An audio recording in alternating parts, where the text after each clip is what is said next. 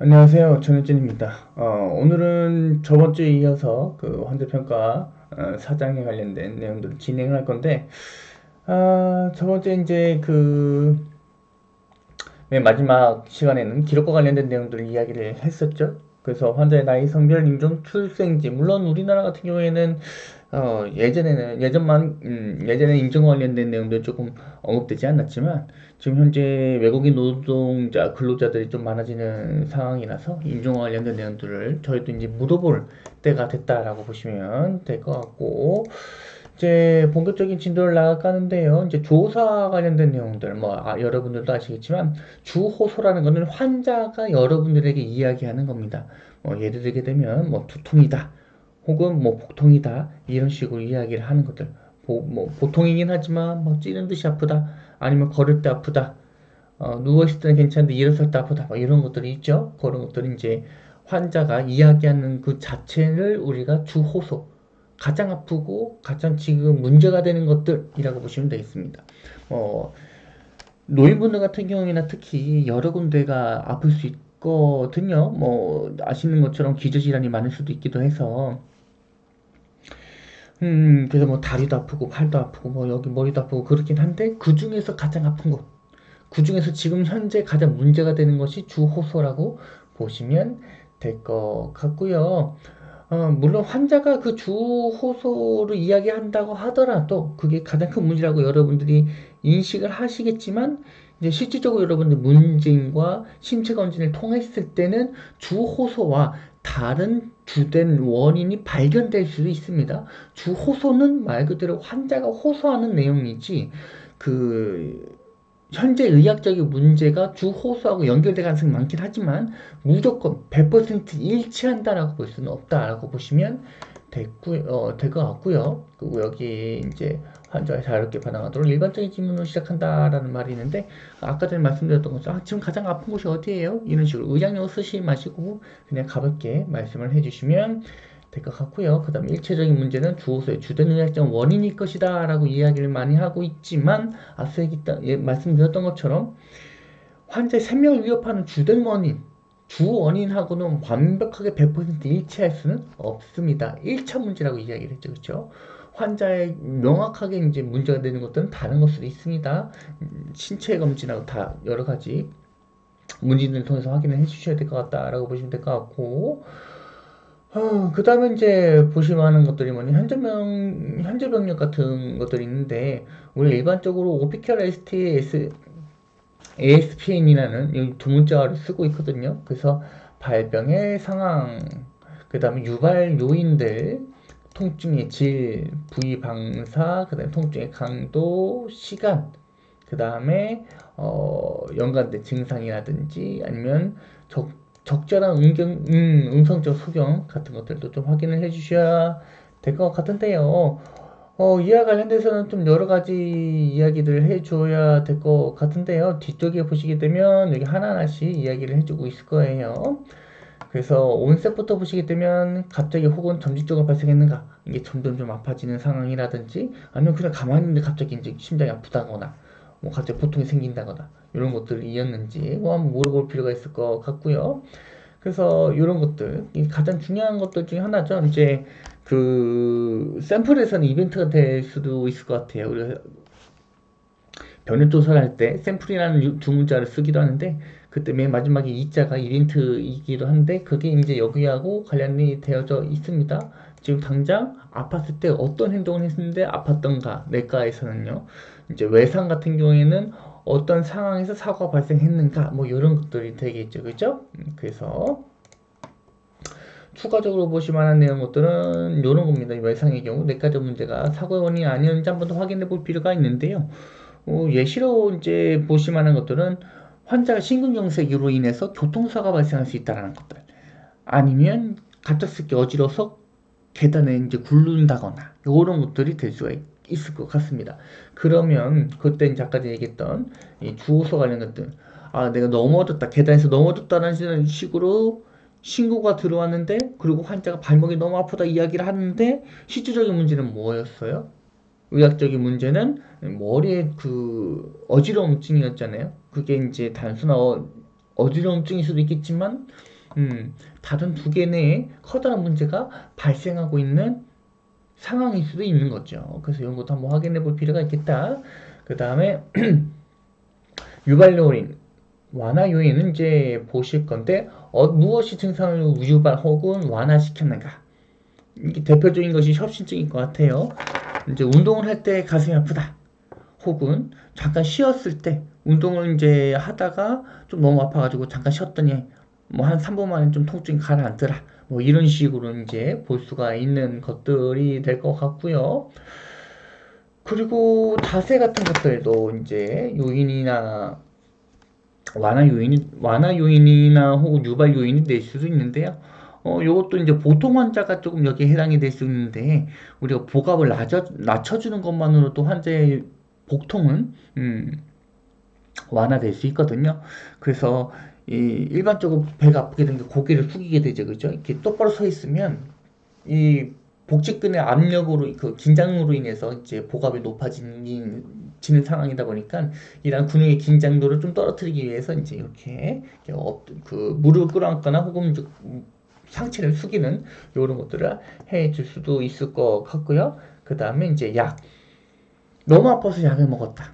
해열제를 뭐 어린아이 같은 경우에는 열이 너무 많이 나서 한 4시간 전에 약은 뭐 해열제를 먹였다. 뭐 이런 것들도 이 유발 요인이나 완화 요인에 해당이 될 수 있기 때문에 꼭 한 번쯤 확인해 보실 필요가 있을 것 같고요.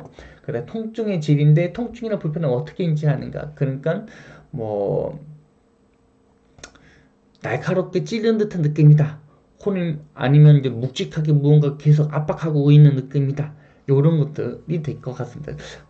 통증의 질이라고 또 이야기를 해볼 수 있을 것 같고요. 이제 특성이라고도 볼 수 있을 것 같습니다. 제가 봤을 때는요. 그래서 환자가 표현하는 그대로 여러분들이 통증의 질을 측정해 주시면 될 것 같고요. 그 다음에 부위 방사. 말 그대로 통증의 부위가 이제 어느 쪽으로 이동하는지 확인을 해 보는 것들이거든요. 그래서 대표적인 것도 이것도 이제 심근경색이 될 것 같은데, 이 신경이 분절이 분화된 부분에서는 같이 연결되어 있다라고 보시면 될 것 같고, 그래서 심장에 심근경색이 발생하게 되면 뭐 왼쪽 어깨가 아프다던가 아니면 왼쪽 어깨나 아니면 승모근 쪽 아프다거나 아니면 팔이 조금 좀 아프다거나 아니면 이제 턱이 조금 이렇게 뻐근하거나 뭐 이런 것들을 이제 호소할 수도 있겠다. 이게 이제 부위 및 방소라고 보시면 될 것 같고요. 방사라고 보시면 될 것 같고요. 대표적으로. 그 다음에 이제 통증 같은 경우에는 여기에 이제 실제 통증하고 누른 통증이라는 것이 있는데, 실제 통증 같은 경우에는 말 그대로 그 발생한 부위, 주호소로 이야기하고 있는 그 부위에서의 실제 통증이 있을 수도 있고요, 아닐 수도 있습니다. 요거는 복통으로도 이제 우리가 확인을 해볼 수가 있는데, 복통은 뭐 신경학적으로 완벽하게 분화가 되어져 있지 않아서 한번 아프게 되면 거의 배가 다 아픈 느낌이에요. 거의 다. 일정한 부위가 이제 아플 수도 있기는 있겠지만 대부분은 그냥 보통이라고 하게 되면 배 그냥 다 아파요. 여기 눌러도 아프게 된다라고 보시면 될 것 같고요. 그런데 이제 몇 가지 조금 특이한 것들이 있긴 하죠. 그죠? 우리가 이제 앞배라고 이야기하는 그 급성 충수형 같은 것들, 충수형 같은 경우에는 오른쪽 아랫배 부위, 특정한 부위에 이제 눌렀을 때 아프고 뗄 때 아픈 뭐 그런 것들도 있을 수 있을 것 같습니다. 그래서 정확하게 통증의 발생 부위가 환자가 이야기하는 곳하고 일치하는지 한번 살펴볼 필요가 있습니다. 환자가 이제 아까 전에 얘기했던 것처럼 전체가 다 아프다라고 이야기했는데 특정 부위만 아플 수도 있는 거겠죠. 그죠? 그리고 연관통 같은 경우는 아까 전에 얘기했던 MI 환자 떠올려 주시면 되겠습니다.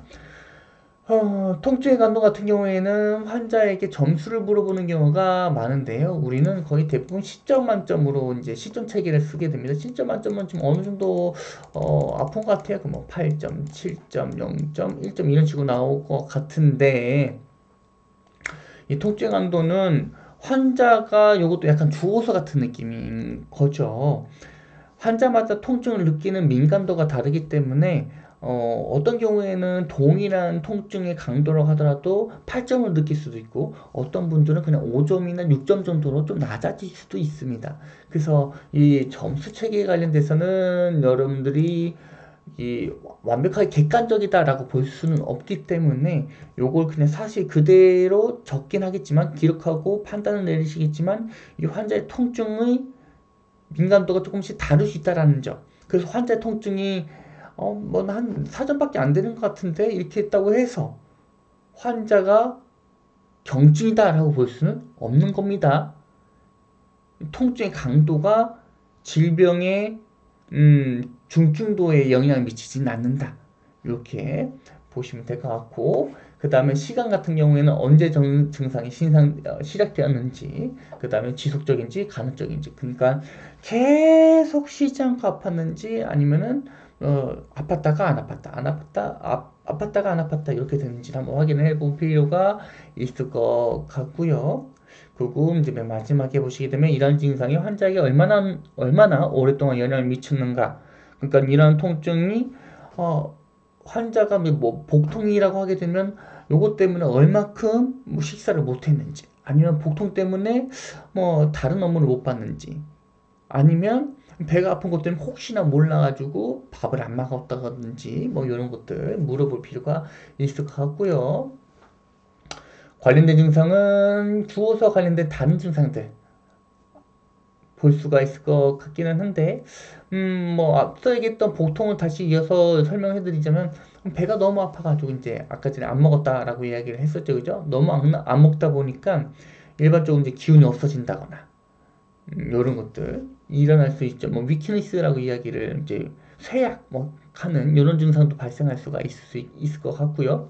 아니면 이제 설사 같은 경우는 탈수 같은 걸로 진행이 될 수가 있으니까 주어서 관련된 여러 가지 증상들을 다시 한번 물을 필요가 있을 것 같고요.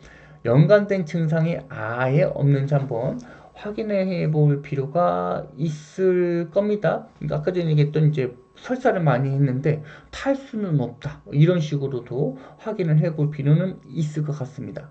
요거하고 아까 전에 반대되게 지금 예시를 들었죠, 그죠? 주어사와 관련된 다른 증상 같은 것들 설사를 너무 많이 했고 배가 너무 아파요 이렇게 얘기를 했는데 이 사람은 관련해서 설사가 있을 수도 있는 거고요. 아니면 탈수가 있을 수 있는 거고요. 어 이게 기본적인 상황인 건데 어린아이에게서 설사가 많이 있는데 탈수가 있을 거라고 질문을 던졌더니만 실질적으로 탈수가 없거나 내가 신체 검진을 했을 때 탈수와 관련된 증상들이 나타나지 않는다면 증상과 징후가 나타나지 않는다면 이게 음성적인 소견에 들어갈 수 있겠다 라고 보시면 되겠습니다. 양성은 아니겠죠? 그 다음에 과거 원력과 관련된 내용들을 꼭 물어볼 필요가 있습니다. 지금 현재 환자가 주호소와 관련된 것들 대표적인 것이 이제 천식 환자가 될 것 같은데 어린아이에게서 특히 이제 성인이 되기 전에 어린아이에게서 호흡곤란이 있는 환자 같은 경우 한번 좀, 예전에 이런 적 있어요? 그럼 이제 본인이 대답할 수 있겠죠? 이제 조금 숨찬 상태에서, 나 천식 원래 있었다. 이런 식으로, 그 질문에 과거 병력을 적절하게 대답할 수도 있을 것 같고요. 그 환자의 전반적인 건강 상태는 어떻게 인지하고 있는지도 볼 필요 있고, 소화기 때, 아기 때, 어렸을 때 어떤 질환을 알았는지도 한번 볼 필요가 있습니다. 예를 들게 되면 이제 수두 같은 것들 알았는데 지금 한쪽 귀 너무 그냥 바람만 스쳐도 아파요. 이렇게 하면 이제 대상포진 같은 것들 조금 의심해 볼 수도 있겠죠. 그죠? 그 과거 병력은 현재 분량을 정확하게 평가하는데 도움을 줄 수 있다는 점. 당연한 이야기들이죠. 그죠? 그거하고 연관시켜서 무언가 질병이 지금 다시 발생한 것이 아닐까? 혹은 이전에 앓고 있던 질환이 발전된 건 아닐까? 혹은 앓고 있던 그 질환이 지금 다시 나타난 건 아닐까? 이런 식으로 연관시켜 주시면 될 것 같고요. 그 다음에 환자는 지금 어떤 약을 복용하고 있는가? 뭐 복용하고 있다는 소리는 지금 그 질병을 이겨내기 위해서 약을 먹는 거잖아요. 그렇죠? 그래서 그 질병 상태가 지금 현재 존재하고 있구나라고 보시면 될 것 같고 지금 새롭게 발생한 그 응급 상황이 그 이전의 질환과 연관이 되어져 있는지 그러니까 이전의 질환이 악화돼서 내가 그 이분이 신고를 하신 건지 아니면 전혀 다른 새로운 주호사가 생겨서 응급 상황이 발생해서 전화를 한 건지 신고를 한 건지 조금 알아볼 필요가 있겠다라는 것들 그리고 이제 알러지, 반응 보이는가. 이런 것들은 이제 우리가 알고 아까 전에 말씀드렸던 그 샘플이 되겠죠. 그죠? 샘플이 될 것 같은데 증상과 알러지 여부, 그 다음에 이제 그 약 여부 같은 것도 확인해 주시면 될 것 같고, 과거를 확인해 주시면 될 것 같고, 마지막으로 무슨 음식 먹었느냐, 어떤 사건 때문에 지금 부르게 됐는가, 뭐 그런 것들 물어보시면 되겠습니다. 정신과 병력부터 손상 입은 적이 있는지 물어보고, 이건 과거 병력에도 해결될 수 있을 것 같아요. 그죠? 이런 것들은요. 그래서 여기 보시게 되면 방금 전에 말씀드렸던 샘플이 바로 나오고 있습니다. 그래서 요걸 굳이 나누지는 않는데 일반적으로 샘플은 외상 환자, 오피셜 ST, SP, ASPN 같은 경우에는 내과 질환 환자 이런 식으로 조금 구분 짓기도 합니다. 네, 구분 짓기도 한다라고 보시면 될 것 같고, 그 다음 가족 사회 이력 같은 것들 물어보시면 되는데, 뭐 예를 들게 되면 아버지가 당뇨냐, 그러면 그 아들의 그 아버지의 자녀분들 같은 경우도 그 당뇨가 될 가능성이 조금 높아지겠죠. 아니신 분들에 따라 그 아니신 그 당뇨가 아닌 아버지에게 태어난 자녀보다는요. 그런 것도 좀 확인해 볼 필요가 있고, 사료 같은 경우에는 담배, 약물, 그 다음에 술 이런 것들 물어보시면 되겠습니다. 그래서 물어보죠. 이제 일주일에 뭐 술 얼마큼 드세요? 이런 것도 물어보시잖아요. 그죠? 그 다음에 이제 KG라고 해서 감량, 괴로움, 제식, 눈 뜨자마자라는 이런 것들이 이제 질문지로 들어갈 수도 있습니다. 이제 이건 가족 사회력이죠, 그죠? 가족 사회력 관련된 내용들입니다. 특히나 이건 사회력과 관련된 내용이기도 하죠, 그죠? 그 음주식, 일시적인 기억상실이나 상해가 있는지 확인해 볼 필요 있고, 약물 사용. 여기서 약물은 당연하게도 이제 뭐 일반적인 약물도 되겠지만 마약일 가능성이 조금 높겠죠. 뭐 여기 미국 책이다 보니까 조금 더그 마약에 대한 언급이 자주 일어나고 있다라고 보시면 될 것 같고요. 뭐 우리나라 같은 경우도 조금은 많아진 것 같습니다. 마약 그 노출이요. 그리고 이제 음료수의 양, 여기 음료수에는 물도 포함이 됩니다. 그래서 물도 한번 얼마큼 드시는지 물어볼 필요가 있을 것 같고, 그 다음에 이제 선별검사 경험에 대해서 묻기, 예방 접종했는지 묻기, 뭐 이런 것들 있기는 한데, 이거는 이제 가족력과 사회병력은요, 뭐 보시는 것처럼 환자에 대해 전반적인 내용들을 물어보는 거라서, 만약에 환자 상태가 매우 악화되어져 있는 상태거나 혹은 중증도가 매우 높은 환자라면 요 가족과 사회력은 환자가 어느 정도 정신이 있는 상태에서 물어보신 것이 좀 적절하겠다라고 보시면 되겠습니다. 그리고 직장 같은 것들, 이거는 저번 주 마지막 영상에서 이야기했었는데, 그 직장 자체가 그 유해물질에 계속 노출되는 증장일 수도 있기 때문에 한번 물어보시면 좀 좋을 것 같고요. 그리고 이제 사고 같은 경우에는 특히 이제 요거 우리나라 같은 경우는 중대재해처벌법을 지금 시행하고 있는데, 그 특히 산업 현장에서 여러 가지 사고도 좀 많이 발생하기 때문에 안전장치 사용 여부도 꼭 물어볼 필요가 있겠죠. 그리고 받은 교육, 가정환경 같은 것들도 조금 물어볼 필요는 있는데, 요거는 책에는 이런 쪽으로 써져 있지만 실질적으로 물어보시는 분들은 거의 없는 것 같습니다. 저도 물어본 적은 없는 것 같고요. 그 종교, 그 다음에 환자 견해에 대해 알아볼 필요가 있을 것 같고, 그 제가 이제 정확하지는 않은데 최근에 제가 얼핏 들은 얘기로는, 이제 제가 직접 본 뉴스는 아니지만 이제 이렇게 뭐 이런저런 대화를 하다가 이제 들어본 거는, 그 어린아이가 종교적인 이유 때문에 수혈을 받지 못해서 이제 사망하는 경우가 있었던 것 같습니다. 어떤 종교라고 특정할 수는 없겠지만, 말씀드릴 수는 없겠지만, 뭐 그런 그 내용들이 있었던 것 같습니다.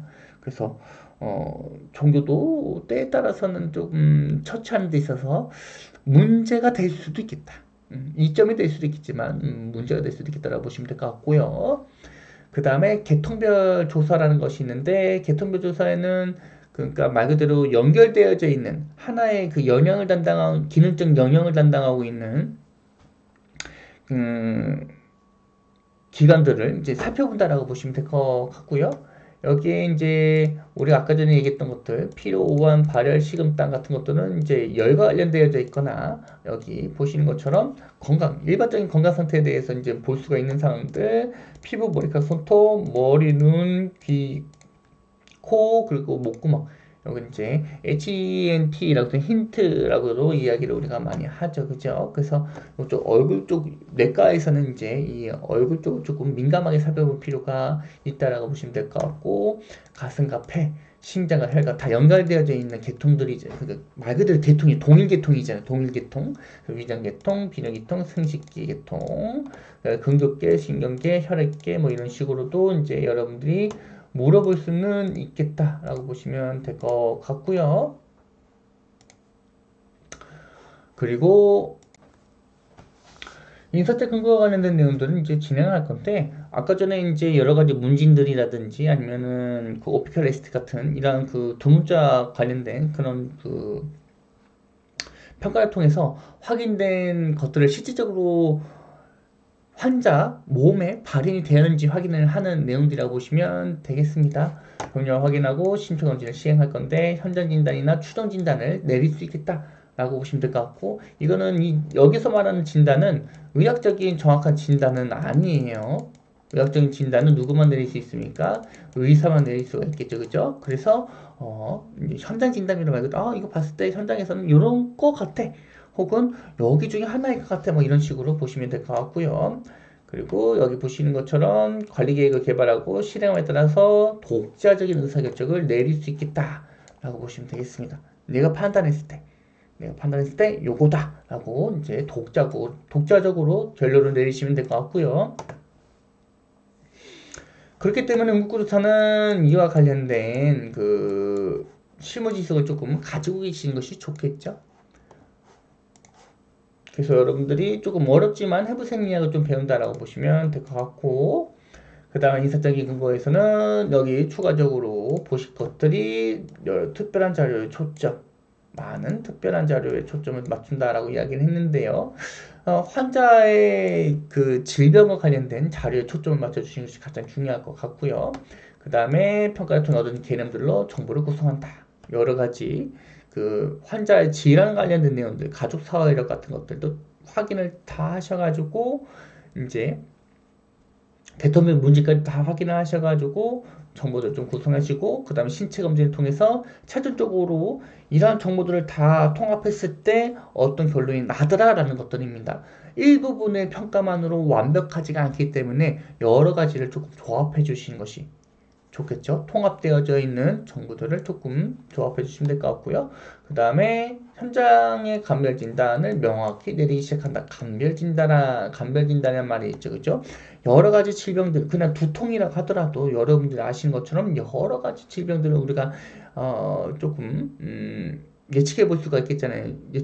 뭐, 군발두통이라든지, 편두통이라든지, 뭐, 뇌경색이 될 수도 있고, 뇌출혈일 수도 있고요. 아니면 단순하게 이제 두 개의 압이 높아지는 경우도 있을 수 있고 하고 거기에서는 당연히 이제 염증 같은 것들이 발생할 수도 있는 거잖아요. 그죠? 그래서 그런 것들 중에서 몇 가지는 하나씩 신체 검진을 통해 가지고 이제 이건 아니다 저건 아니다라는 식으로 계속 지워버리면 제일 좋겠죠. 그죠? 우리는 흔히 이것을 룰아웃이라고 이야기를 합니다.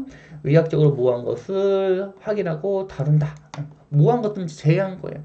여러 가지일 것 같은데 이 환자 두통 이야기하고 있기는 한데 환자가 나이가 젊고 시스칸도 괜찮고 그 다음에 뭐 그 건강했던 사람이기 때문에 그 환자에게 뭐 그 신시니티 관련된 뇌졸중과 관련된 그런 그 검진을 했더니 뭐 다 정상이에요. 그러면 뇌졸중은 뇌경색은 이 두통 관련된 여러 가지 추정 진단 중에 하나를 삭제할 수 있겠다라고 보시면 되겠죠, 그죠? 자, 그 다음에 있는 것이 네, 마지막일 것 같은데 관련 있는 데이터하고 관련이 없는 데이터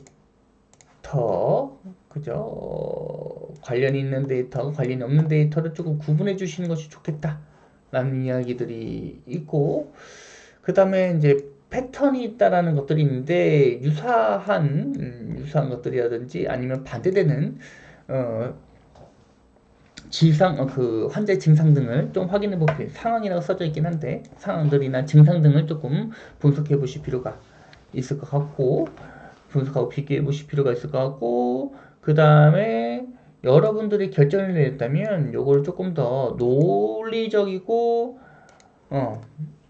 논리적인 그 주장으로 이제 나열해 주셔가지고, 환자가 이런 상태이기 때문에 뭐 뇌혈관 센터를 가야 된다, 두통이긴 하지만 환자가 뇌경색은 아닐 것 같기는 한데, 환자가 뭐 가족력 중에 뇌출혈로 돌아가신 분도 있고, 뭐 동종 그 뇌혈관에 기형이 있는 분들이 조금 있어서 뇌혈관 센터로 좀 가보자, 뭐 이런 식으로 이야기를 해볼 수가 있겠죠, 그죠? 그래서 이렇게 논리적인 주장을 조금 펼쳐주시면 너무나 좋을 것 같고요. 오늘 수업은 여기까지 하도록 하겠습니다.